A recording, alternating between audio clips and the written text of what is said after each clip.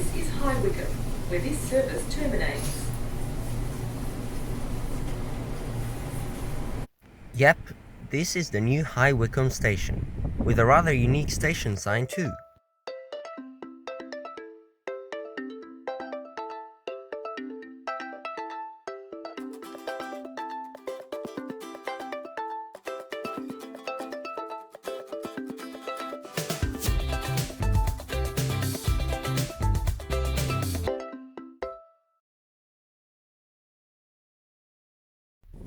Wycombe station is located 16 kilometers from Perth in Fare Zone 2, a 20-minute ride away. It is the current terminus of the airport line, one station after Airport Central. It opened on the 9th of October 2022. This is the front of the station, where there are some artworks again, like it's all the airport line stations, and some information on it there. You can pause to read if you want to. Now, this is the actual entrance to the station, with a very nice roof overhead, which in fact has some matte finish on top of it to prevent glare for pilots. This is a distinctive entry point to the station and is what makes it look very unique from the outside. You can distinguish it as Wycombe by that. And then here there is also a bike shelter and the whole bus interchange right in front of the station with the big shelter over it, and the zebra crossing to access the station. There's also a lot of seating here in front of the station, so you can wait for buses.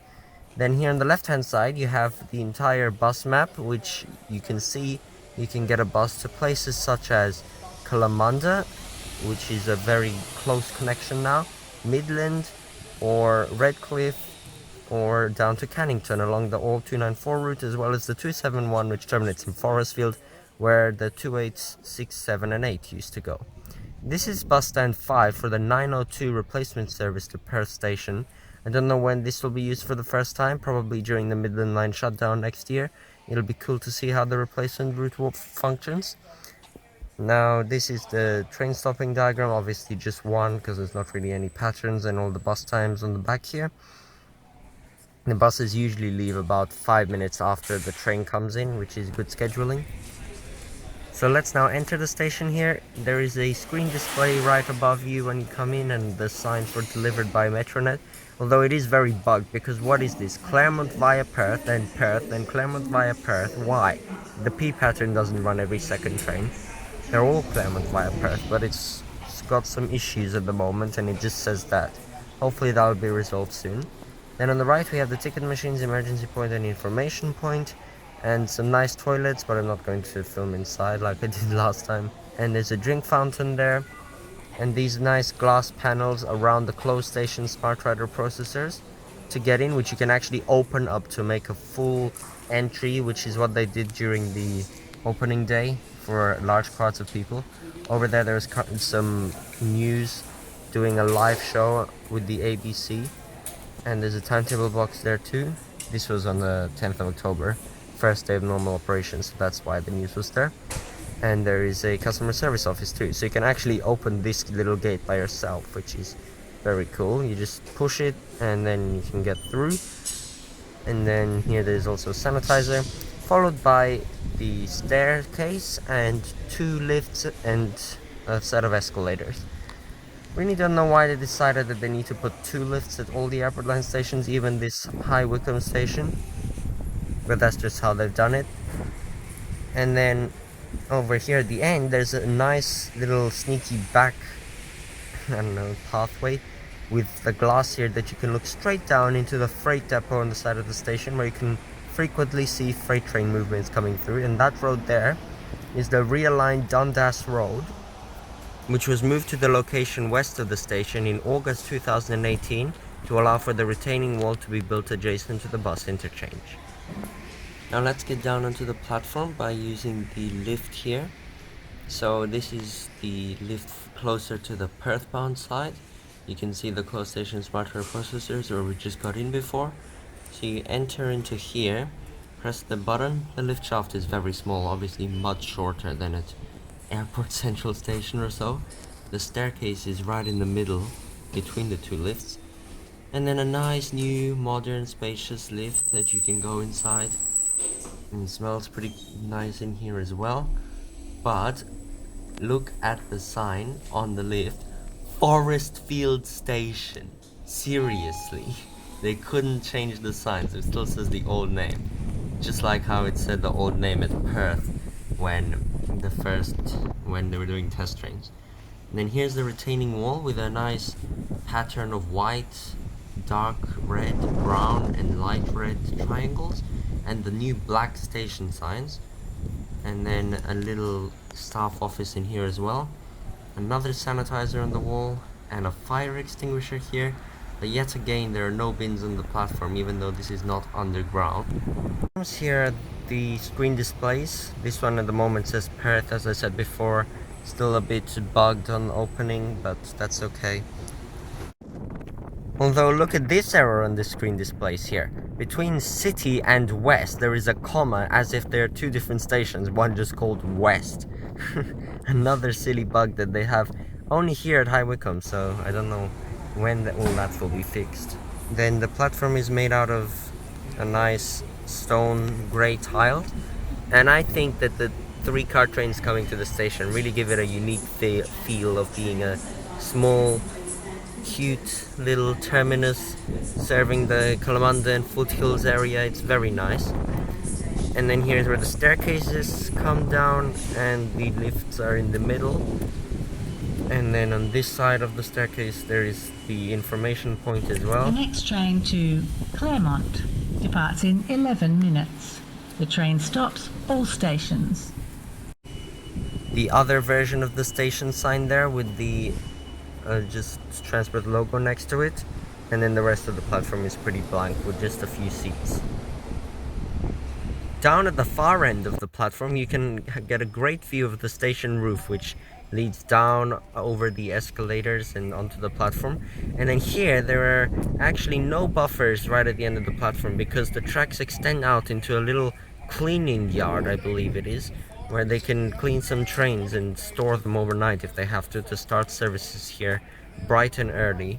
But I don't think they store them there at the moment, because the line might actually be extended past here one day all the way down to Thorney and then connect to Coburn with the Thorney-Coburn link, so that'll be cool. Now outside of the station towards the multi-story car park, so this is when you're going towards the tracks down to Perth, there's another bike shelter, so there's 2. And then here are all the bus stands. There are 8 bus stands at the station, as well as 4 layover bays. The routes are mostly, if they're going like up that road in the distance there to Kalamanda, they go from stands 1 to 5, but if they're going in the other direction towards Cannington or Forestfield, they go from stands 6 to 8. Then over here is a cool little short-term car parking / drop-off bay area, and I don't know why there's a parking machine there, or maybe you can park when it's not peak hours, but it's just like a little road which you can U-turn on and drop people off here. And then the main station sign is out the front there too.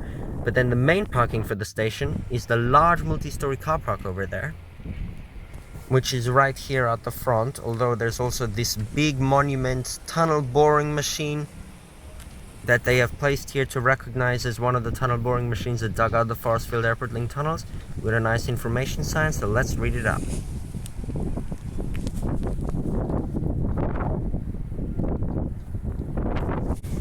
Between 2017 and 2020, 2 7-meter and 130-meter, 7-meter diameter and 130-meter long tunnel boring machines excavated and built the twin tunnels of the airport line. Tunnel boring machine Grace and tunnel boring machine Sandy tunneled approximately 8 kilometers from High Wycombe to Bayswater, passing under Perth Airport and the Swan River, and reaching depths of up to 26 meters on their journeys. High Wycombe was home to the tunneling operations, housing essential equipment to support the tunnel boring machines and their crews, and process 600,000 cubic meters of excavated material. Constructing the tunnels. The tunnel boring machines simultaneously excavated and installed rings that form the tunnel's concrete lining. Each ring consists of 6 1.6 meter wide and 300 millimeter thick segments. Hydrochloric cylinders push the TBMs forward, while cutters and picks on the cutter head remove the soil from the tunnel face. A screw conveyor then transferred the excavated material away from the front of the machine. The material was pumped as a slurry mix through pipes all the way to the treatment plant located adjacent to what is known as the High Wycombe Station Precinct. Who named the machines?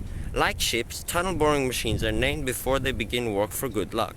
The first tunnel boring machine was named Grace, after a pre-primary student, Grace McPhee, who was nominated by her classmates at Edney Primary School as the toughest person they knew, and the tunnel boring machine needed to be as tough as her. The second tunnel boring machine was named Sandy, as suggested by the High Wycombe Primary School student Sarah Spratt, who was inspired by watching a sand groper in her backyard. And then there's some pictures, and it says, this 70-ton installation of a tunnel boring machine cutter head recognizes the monumental feat of building Western Australia's longest tunnels. And a little diagram. Rather amazing that it's right here. Okay, now we can go and take a look into the car park. There are now 3 multi-story car parks in the transport network at Edgewater, Mandurah, and here now. So this one is a little bit different to the others, as there's like a real entrance where you would normally see like boom gates for paid parking, although there's just a cable gate here which probably just closes it at night time. And then the ramps to get up to the other levels are in the middle of the car park, not at the edge like at the other 2 multi-story car parks currently on the network. So we're just going to take a look up at the other levels. Each level is split into different zones to make it easy to remember where you park. It's now one of the biggest car parking areas on the transport network with a total of 1,200 bays. But that is because the station has such a large catchment area with Kalamunda and High Wycombe and Wattle Grove and Forest Field and all of those areas for it to serve here as this terminus. So that's why it has so many car parking bays. Originally it was meant to be at grade parking on the ground, but then they changed the plans to allow for the people to park closer to the station, even though it is already quite a long walk away. So that there was level 1, and it has a bit of an orange color scheme, while the ground level has a green color scheme. And then there's also the level 2 rooftop car park, of course, which is much emptier as it usually is on multi-story car parks. And this one, you can clearly see the ramps to access the car park, which is right in the middle. And then here you can get a great view down at the station. Again, you can see the whole roof which leads into the station and down onto each side of the platform. Looks very beautiful. The big tunnel boring machine out the front, and the bus interchange with a bus going past right now. It's a very nice area here. You can look straight down, although you can see the surrounds here are quite empty. The station is quite far away from Kalamunda, which is in the hills over there, and that's why most people are going to be arriving here either by car and parking in this car park, or by bus. And it's estimated that half of all people coming to the station will come by bus, which is a pretty high percentage, and that's because it's not really in the heart of what it is serving. Now let's just look at the car park ramp over there as well. Now let's just quickly cover the history. The station was known as Forest Field Station when it was in planning, but the name was changed after people complained that the station was not actually in Forest Field, as it is located in High Wycombe, so they needed a more realistic name. The construction started in late 2016 with the tunnel boring machine Sandy departing here at the 12-meter deep dive structure just after the station where you enter the airport line tunnels in October 2017. In September 2018, there was quite a major leak between the 2 tunnels, which caused a large sinkhole to develop 200 meters north of the station site, and it meant that Dundas Road, which had recently been realigned, had to close. The leak moved 16 concrete rings and 26 meters of tunnel was damaged, meaning that this was one of the reasons that the station opening and line opening was delayed from the end of 2020 to 2021. And then following that you had other issues such as COVID not allowing resources to be brought in, and the signal in the tunnel for phones was the most recent problem that they had, which meant that it was delayed even more until October. In September 2019, the station was declared 50% complete, with the escalators being installed. The first delivery of rail arrived at the station in November 2019, and then they started laying and welding it in the first half of 2020. Construction for the multi-story car park we're in now commenced on the 26th of June 2020. This area where I'm walking now is at the other end of the station. There is a weird dead end on the road down there, and then here is the bus U-turn bay for the bus interchange. Although this is very weird, as this bus road just turns into a normal road right there. And what if you're coming up with your car up that normal road and then you just face the bus interchange and have to U-turn? I don't know why it's so weird here.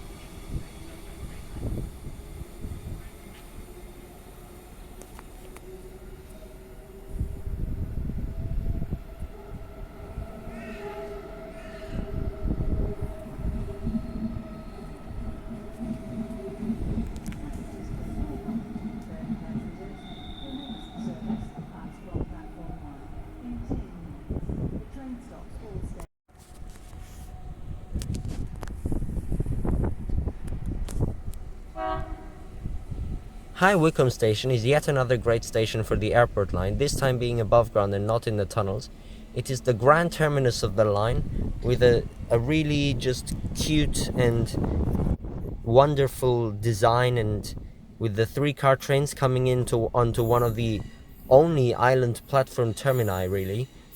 You could say Armadale, but that's more of a bay platform with a longer platform next to it, so that's why this is now the only island platform terminus on the network, which is why it makes it look so much better. And then the little 3-car trains, just, and the roof and everything, the bus interchange, it looks so good. And with all the facilities, it definitely gets a full rating of 5 stars. And in fact, I think this is now my favorite station on the transport network, no longer Kelmscott, because it's just so beautiful on this brand new line. I can't see anything wrong with it, so I just love it so much.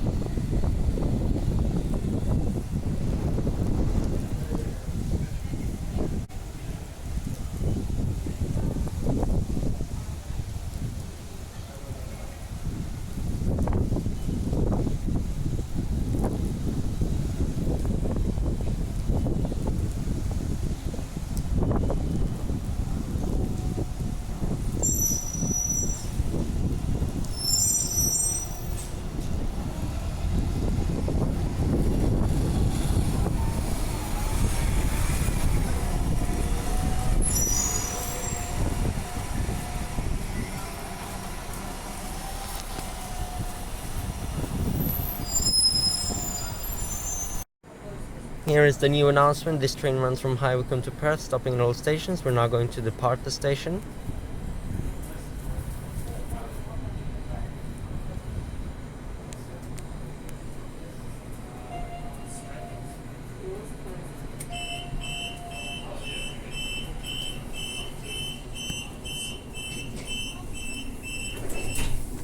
So upon leaving the station, you pretty much run parallel to the freight line and Dundas Road on the western side, but then you immediately go past all the long 130-meter retaining wall next to the bus interchange and dip down into the tunnel dive structure, where you then enter the long 8-kilometer tunnel and do a sharp curve to the left to get to the next station, which is Airport Central, as you can see here.